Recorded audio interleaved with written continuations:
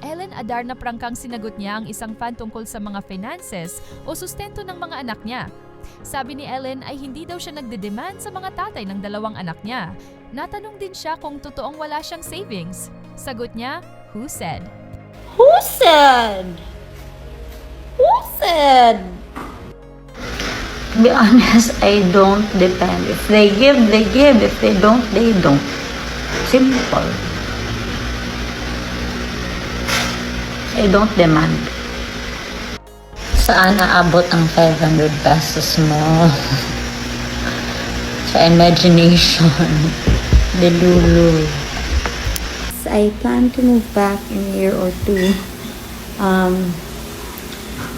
It's because Elias is still studying. No? If he wasn't studying, I would have packed my bags and gone. Would have been easier for me. But there. Yes. Pag every month ko nila i-text, mura yung ana. But pag ko ready. Pag ko ready for Melay. Next year na guro. Hi, Melay. Kita tapuhon.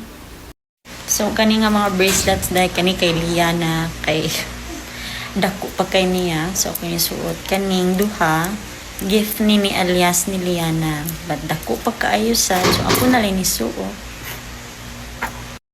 I'm good, busy.